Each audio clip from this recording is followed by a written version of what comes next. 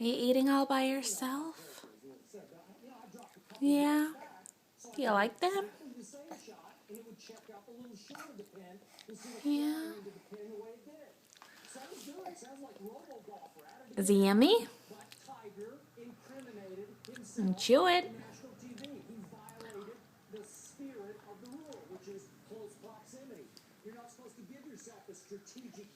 Covered in food, Charlie. But in the end, Stephen A., he got a 2-shot penalty. That's a pretty tough penalty. Do you like it? That's 2 shots. Nice. First tee on Saturday, and you're thinking, man, I had a tough enough day yesterday. Now I get -2 more shots. Skip, help me out here. Yeah.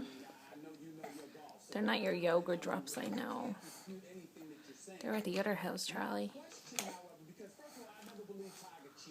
These people out here that talk about Tiger attempted to get over and cheat, that's just ridiculous. I mean, that's just nonsense to me, okay? He doesn't need to do that, and I don't think that he would ever impugn his own integrity or sully the integrity of the game by trying to do something like that. With millions upon millions of people watching, by the way. It is preposterous. But here's the thing. What I'm asking is, what do you say as a purist? And I won't repeat how much you love the game, because you got some explaining to do at home later. You got that. I'm here for you. Ernestine, he didn't need it. Here's the deal. The question that I have for you is this.